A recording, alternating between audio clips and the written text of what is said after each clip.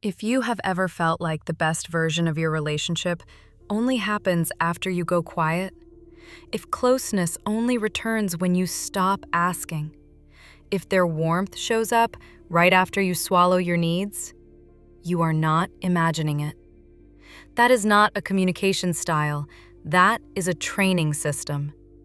Silence gets rewarded, needs get punished. And if you are anxious, your nervous system will start treating self-abandonment as the price of connection.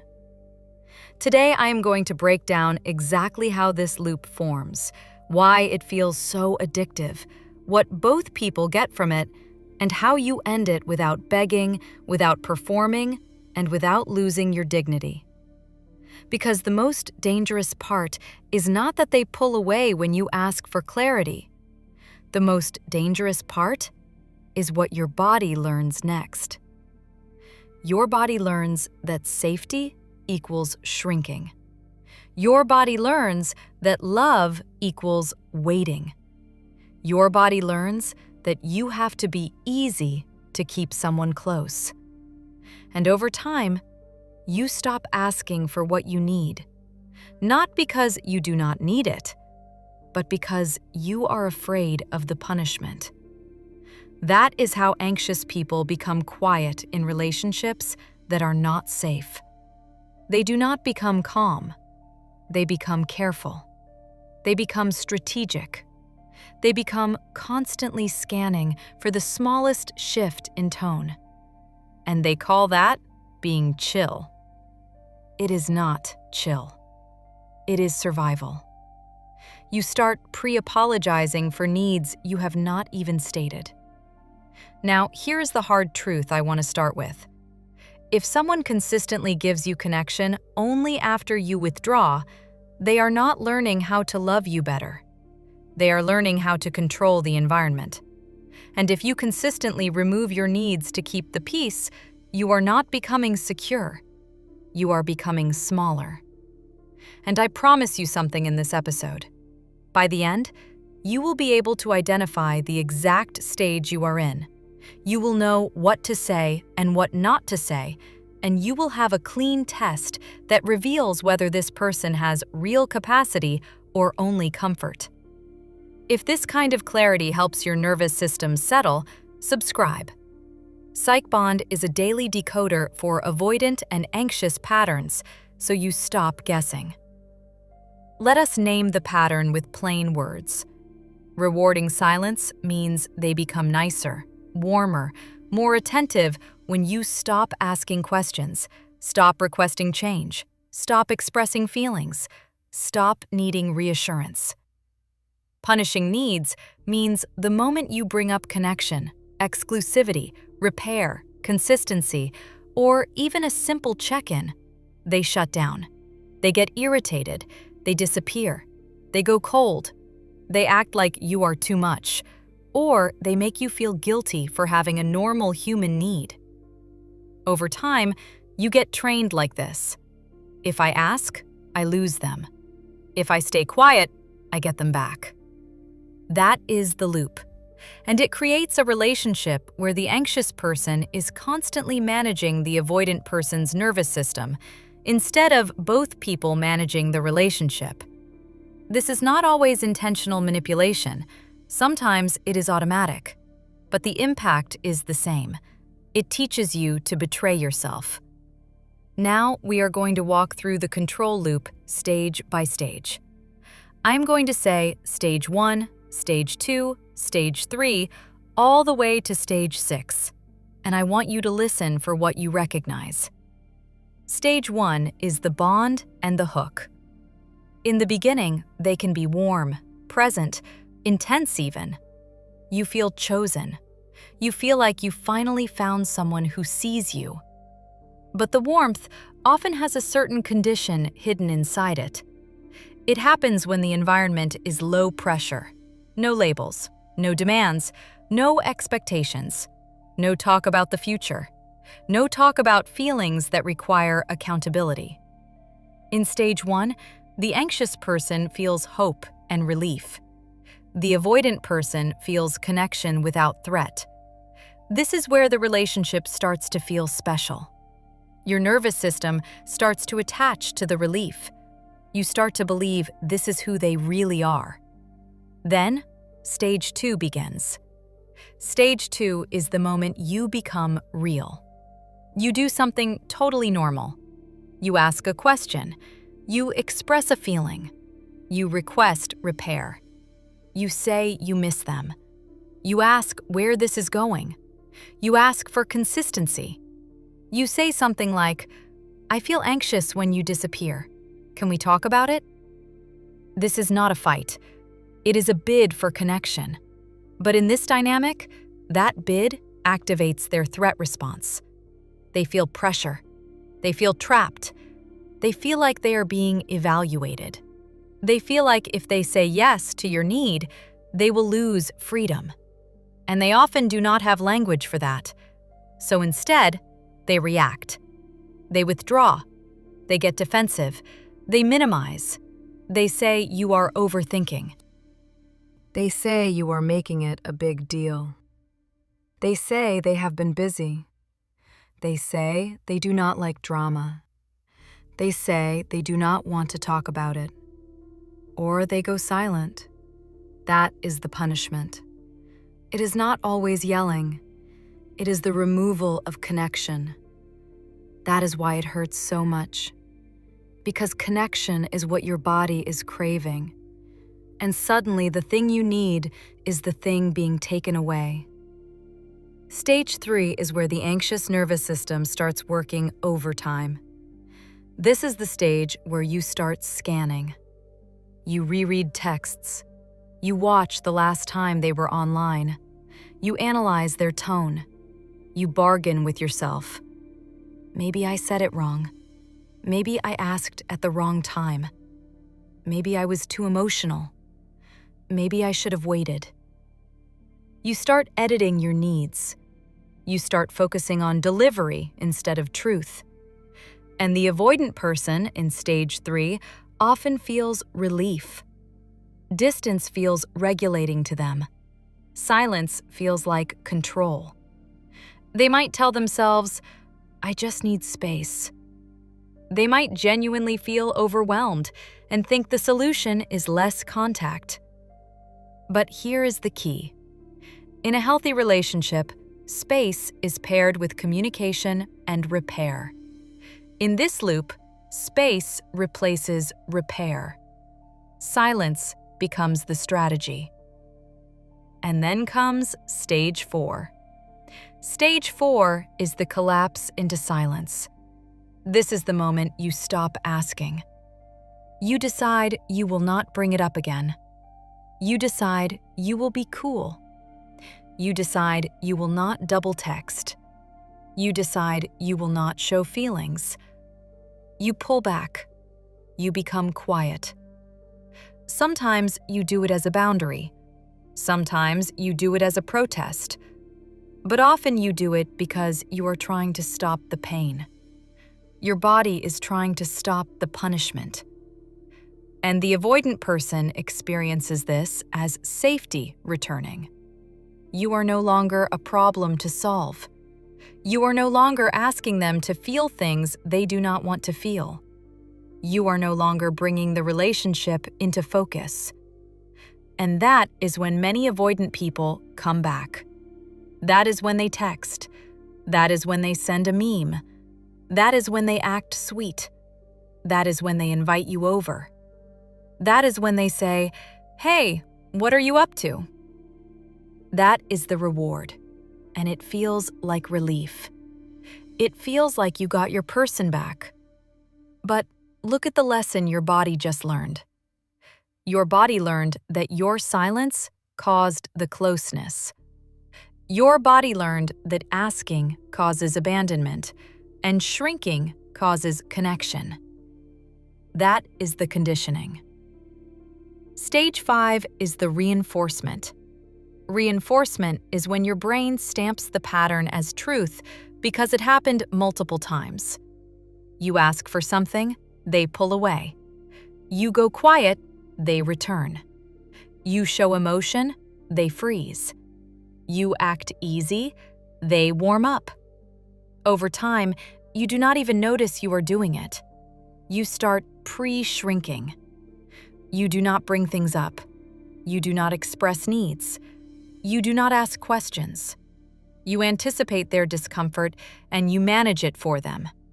You become the manager of the relationship, and they become the decider. And stage 6 is the cost. The cost is that your self-trust erodes. You start feeling lonely while in contact. You start feeling anxious even when things are fine, because fine depends on you being small. You start resenting them. You start resenting yourself. You start feeling like you are always one wrong sentence away from losing the relationship. You start living on a leash you cannot see. And the avoidant person's cost is different. Their cost is that they never build real intimacy. They never learn repair. They never learn how to stay present through discomfort. They get the illusion of peace, but they lose depth. And then both people start living inside a relationship that is mostly management, not love. Now, I want to slow down and show you why this feels so addictive. Because many anxious people know it is unhealthy, and they still cannot leave. The addiction is not the person. The addiction is the nervous system swing. You go from closeness to threat to abandonment to relief. Relief hits like a drug because your body was in alarm. When they come back, your body calms down, and your brain labels them as the solution. But they were also the trigger. This is what keeps people stuck. Your body starts chasing the thing that calms it, even if that thing is the same thing that destabilized it. It feels like drowning. Then a single text feels like oxygen. You are not addicted to the text. You are addicted to the relief after deprivation. That is why the returns feel so powerful. That is why a small message feels like a rescue. It is not because the message is big. It is because your body was starving. Now here is where anxious people make a painful mistake. They interpret the return as proof of love. They say, "See? They came back. They care. They miss me." But I want you to hear this gently and clearly. A return after silence is not automatically love. Sometimes it is love, but very often it is comfort. It is access. It is the restoration of an environment where they feel unpressured. It is the relationship returning to the version that costs them the least. So we need proof, not hope. Proof means behavior that happens when you have needs, not only when you have none. Proof means consistency when you are real, not only when you are easy. Proof means repair after rupture, not just reconnection after you stop talking. Now, let us talk about what each person gets from this loop, because understanding the payoffs makes it easier to break. The anxious payoff is temporary safety. When you go quiet, you feel less rejected. When you stop asking, you avoid conflict. When you shrink, you keep the connection. The avoidant payoff is temporary control. When you withdraw, they feel free. When you go quiet, they feel safe. When you do not bring up needs, they get closeness without accountability. Both payoffs are short-term. Both are expensive long-term. Now, I want to give you a few real-life moments so you can feel how this shows up. Scenario 1. You say, "Hey, when you disappear for days, it makes me feel unsettled. Can we talk about it?" They say, "I have been busy. You are making it a big deal." You say, "I am not accusing you. I just want to feel secure." They go quiet for 2 days. You feel sick. You debate sending a message. You decide not to. You go quiet. On day 3, they text, "Hey stranger, what are you doing tonight?" You feel relief. You answer fast. You act normal. You do not bring up the issue again because you do not want to lose this warmth. That is the loop. Scenario 2. You ask for a label. They say, "Labels ruin things." You say, "I just want to know we are on the same page." They get cold. They say you are pressuring them. You cry or you apologize. Later, you decide to be chill. You stop asking. They start inviting you more. You think, "Okay, maybe I was too intense." That is the loop. Scenario 3. You bring up something they did that hurt you. They shut down. They say, "I cannot do this right now." They leave. Later, you act fine. They act sweet. You learn that honesty equals distance. That is the loop. Now, what do you do? Not a speech. Not a long emotional essay. Not a performance. You break the training system by changing what gets rewarded. The moment you keep rewarding returns that only happen after you disappear, you keep teaching them that silence works. And the moment you keep punishing yourself for having needs, you keep teaching your body that you are unsafe to be you. So, we need a new system. Here is the first rule. You do not chase the return. You evaluate the return. Warmth is not the same as repair. A text is not the same as a conversation. An invitation is not the same as accountability. When they come back after silence, you do not snap into normal like nothing happened. You stay calm, you stay kind, and you make repair the price of reconnection. That does not mean drama. It means structure. It means simple.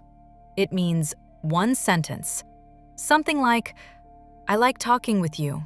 I also need us to address what happened when you went quiet after I brought up my feelings. If we can talk about that, I am in. If not, I am going to take some space." Notice what that does. It does not beg. It does not attack. It does not punish. It simply says, connection includes repair, and it carries the boundary without heat. I do not do closeness that costs me my voice. That is the line under the line. And here is the second rule. You stop over-explaining your needs. Over-explaining is an anxious reflex. It is your nervous system trying to earn safety through words. But in this loop, words become pressure, and pressure becomes the reason they withdraw. So you shorten, you simplify. You say the need once. You do not debate your right to have it. You do not argue. You do not convince. You simply state it and watch, because their response is data. If they have capacity, they lean in. If they do not, they punish it. And if they punish it, you do not chase. You step back. That is the third rule. You stop treating withdrawal as a problem to solve. In this loop, withdrawal is the method they use to avoid discomfort. If you chase it, you teach them it works. If you soothe it, you teach them it works. If you apologize for your needs, you teach them it works. The only way out is to stop participating. You do not have to be cold. You do not have to be mean. You just have to be consistent. You are basically saying, I will not do relationships where my nervous system has to shut off to keep you near. Now I want to address the fear that anxious people feel right here. The fear is, if I do that, I will lose them. And I want to be honest with you. You might. But listen carefully. If you can only keep someone by being silent, you are already losing yourself. The question is not, will they leave? The question is, are they capable of staying in a relationship where you are allowed to be a full human? That is the capacity test. And tests are not punishments. Tests are clarity. A healthy person passes a reasonable test. An unsafe person fails and blames you for having it. Now I want to give you a clean capacity test you can use over the next 7 days. And I am going to make it so simple, you cannot talk yourself out of it. 1 sentence, 1 boundary, 1 watch. First, you state 1 need clearly and simply. For example, I need consistency in communication. Second, you state 1 boundary calmly. For example, if you go silent after I bring something up, I will take space until we can talk. Third, you watch behavior, not words. Here is what passing looks like. They might be uncomfortable, but they stay engaged. They ask questions. They try. They follow through. They might not be perfect, but they repair quickly and they do not punish you for needing. Here is what failing looks like. They disappear. They mock the need. They call you needy. They say you are controlling. They flip it on you. They offer a vague promise with no behavior change. Or they return with sweetness, but no repair. That is not capacity. That is comfort seeking. Now, let us talk about the 2 phrases that protect your dignity, because anxious people often panic and say too much at the wrong moment. Phrase 1 is for when they withdraw after you express a need. You say, I hear you need space. I am open to talking when you are ready. I also need consistency, so I will step back until we can address it. That is it. No more. Phrase 2 is for when they come back with warmth but skip repair. You say, I'm glad to hear from you. Before we slip back into normal, I need us to clear what happened when I brought up my feelings. Can we do that? This keeps you from rewarding the return without repair. Now, I want to talk directly to the avoidant side for a moment, because some avoidant people are listening too, and some anxious people are with someone who is avoidant but not malicious. If you are avoidant and you find yourself feeling warmer when your partner is quiet, that is a sign you are mistaking low pressure for love. Low pressure feels safe, but it is not intimacy. Intimacy includes needs. Intimacy includes repair. If you punish needs, you create a partner who becomes careful. And a careful partner will eventually stop trusting you. They will stop being playful. They will stop being open. They will start leaving in their mind long before they leave with their body. So, if you want a real bond, you have to learn one thing. Needs are not attacks. A bid for connection is not a trap. It is an invitation. And the moment you stay present in that invitation, you break the loop. Now, back to you, the anxious listener. There is another subtle trap in this pattern. You start confusing quiet with secure. You think, I am doing better because I am not texting. But what is the reason you are not texting? If the reason is that you are regulated and you trust yourself, that is growth. If the reason is that you are afraid of punishment, that is not secure. That is suppression. Secure does not mean silent. Secure means honest and calm. Secure means you can express a need without losing your center. Secure means if someone cannot meet it, you do not chase them into a yes. You accept the no, and you protect your peace. So we have to rebuild your inner structure. Here is what that looks like in simple steps. Step 1. You name the pattern in your own mind. You say, "My needs get punished and silence gets rewarded here." Just naming it reduces confusion. Step 2. You stop bargaining with your needs. You do not say, "Maybe I should not need this." You say, "It is normal to want consistency and care." Step 3. You stop turning their withdrawal into your self-improvement project. You do not make it about your tone, your timing, your wording. You make it about their capacity. Step 4. You practice holding your boundary without drama. That means you do not keep sending follow-ups. You do not send 10 messages. You say one clean sentence, then you match reality. Step 5. You build a life that makes the relationship one part of your safety, not the whole thing. Because anxious attachment becomes extreme when the relationship is your only place to regulate. The more your life holds you, the less you will accept crumbs. Now, let us talk about the hardest moment. The moment they punish your need and you feel the urge to chase. This is where you need a nervous system plan, not just mindset. Your body will feel urgent. Your mind will say, "Fix it now." But urgency is not love. Urgency is alarm. So you do one thing. You pause. You breathe slow. You put both feet on the ground. You tell yourself, "I can survive discomfort.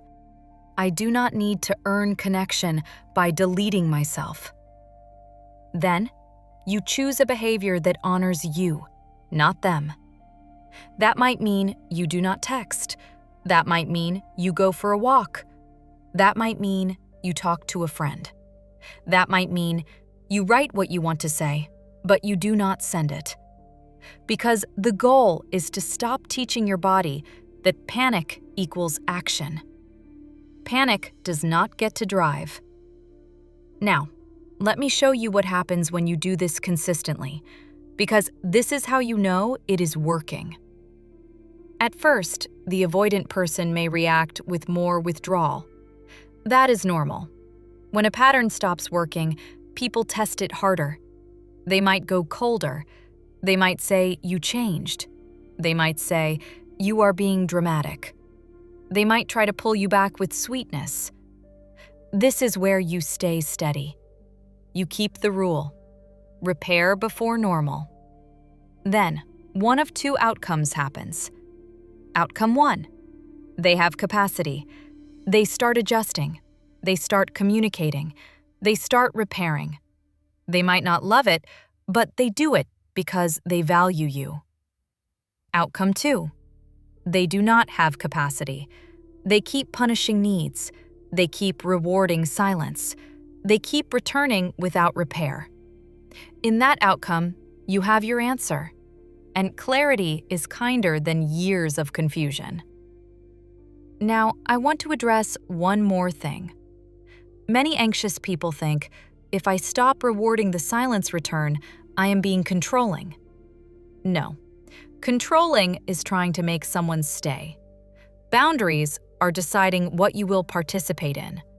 You are not saying you must. You are saying, "I will not." That is the difference. And it is the difference between losing yourself and keeping yourself. Let us land this with a simple truth that you can carry into your next interaction. Someone who loves you in a healthy way does not only show up when you are quiet. They show up when you are human. They do not punish your needs. They work with them. They do not reward your shrinking. They reward your honesty. And if you have been trained in the opposite, you can unlearn it. But you have to stop paying for connection with silence. The next time you feel that familiar pull, the pull to swallow your feelings so you can get the warmth back, remember what is actually happening. Your nervous system is trying to avoid pain. But you are allowed to want more than relief. You are allowed to want safety that does not require self-abandonment. You are allowed to want a relationship where your needs are not a threat. And the way you get there is not by becoming easier. It is by becoming clearer. Calm, clean, consistent.